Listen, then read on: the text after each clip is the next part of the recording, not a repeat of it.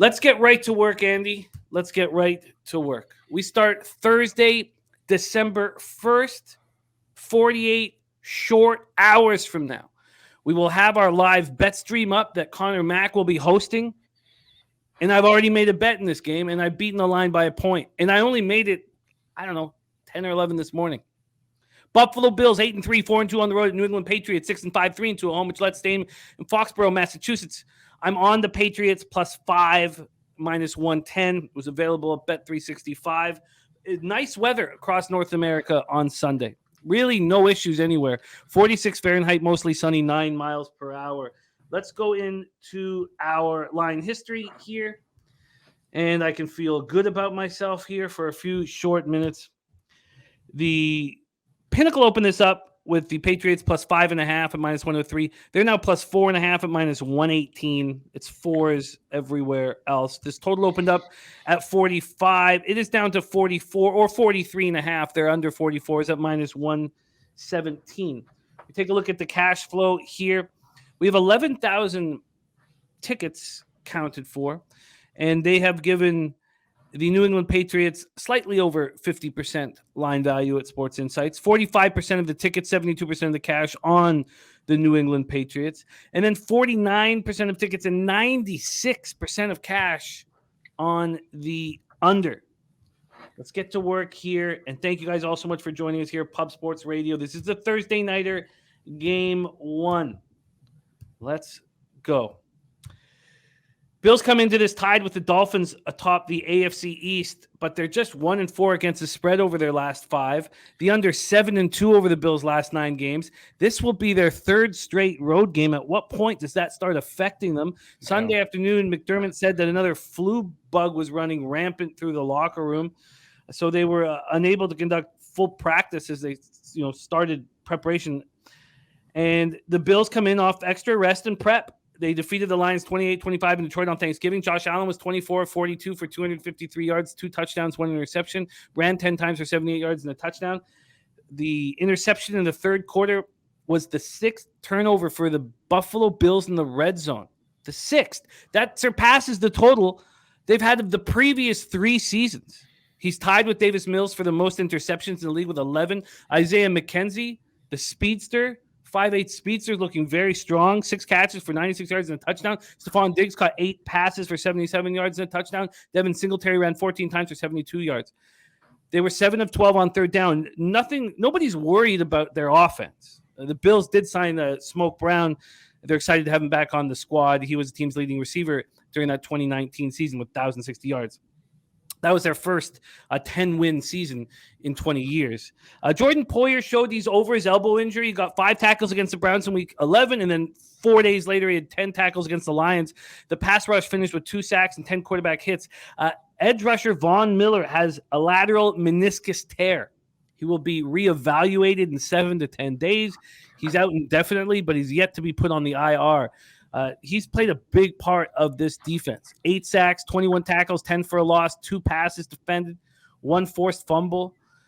And they lose Christian Benford to an oblique injury, a rookie cornerback. So they recall Xavier Rhodes off the practice squad. That's going to help. Left tackle Deion Dawkins left the game with an injury. Tremaine Edmonds, Mitch Morse, and defensive end Greg Rousseau all missed the Lions game. They were able to practice Sunday. It's too early to say for sure that they will be in the lineup, but it looks like they will. We expect that Trey White will receive more and more snaps as they move forward, but AJ Epinesa not expected to be available. So this, after losing Von Miller, Shaq Lawson, Boogie Basham, and practice squad player Mike Love, who was called up to play for the first time this year, that's who they have as edge rushers. They're second in the NFL in yards per play, 6.3 yards per snap. Nobody's concerned about their offense.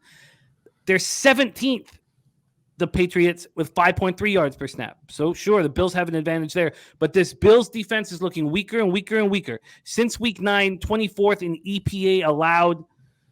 Let's hear what you have to say before I get into the Patriots. I'm fading these Bills on the Pats +5. Take it away, Andy.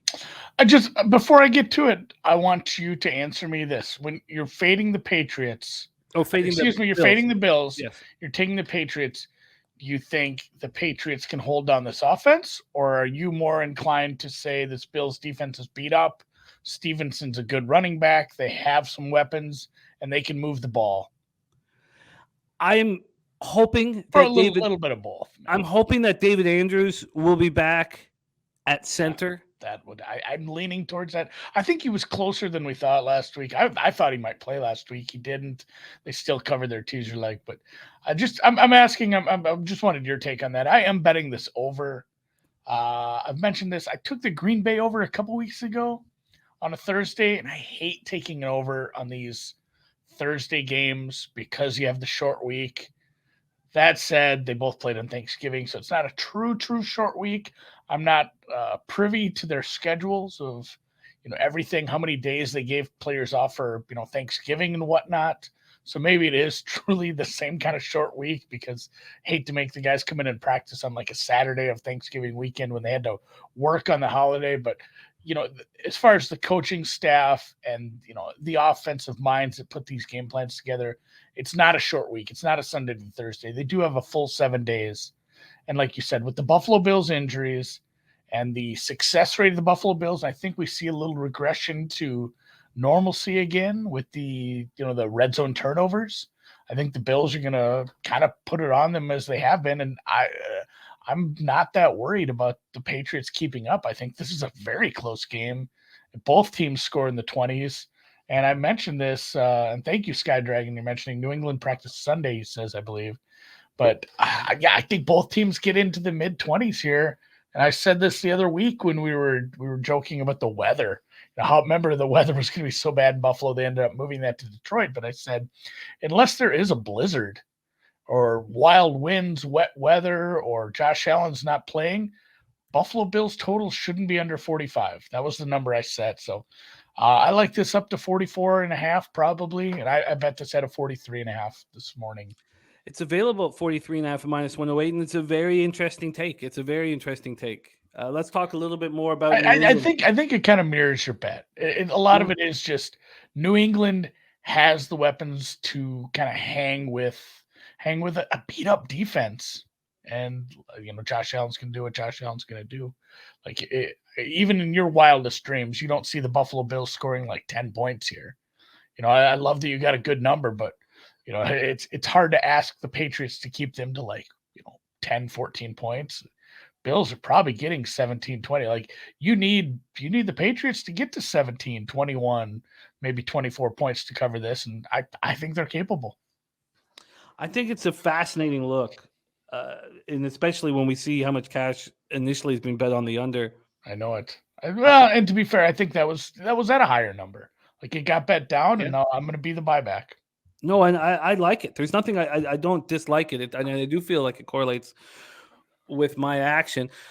Let's talk about New England a little bit more before we move on from the Thursday, but it's nice we both have action here. I know that we probably don't want to have action on Thursday night football games, but it does make it take it where I can get it. New England comes in off a disappointing 33-26 loss in Minnesota. Mac Jones 20-39 for a career high 382 yards, 2 touchdowns, no interceptions.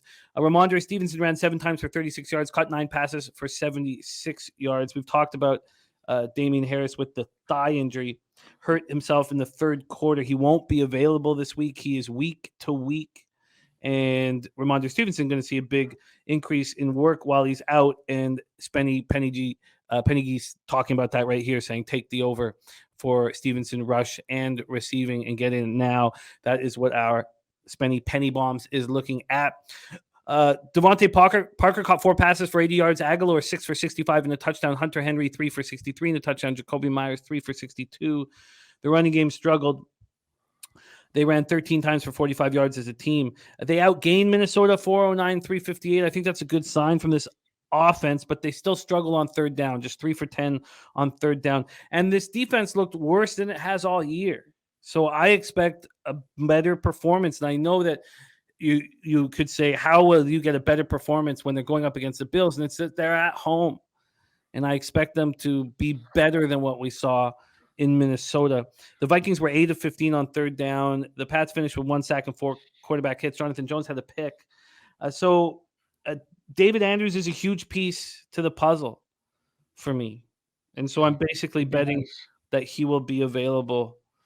And And kind of my final thought on this was, like you said, it's another travel spot for the Bills, another week on the road, and their defense didn't look all that good against. I mean, it was Jared Goff. It's not a great offense, and what the Lions have, it's been banged up all year. Like St. Brown had a day, and like you mentioned, with Stevenson catching a lot of balls now, they have some pieces that can move the ball down the field, especially at home. So yeah, I like New England to definitely play a big part in getting this over the 43 and a half. this game means so much to Andrews and to Belichick. I could easily see a situation where Andrews is like, you know what? I'm going to take a few extra days.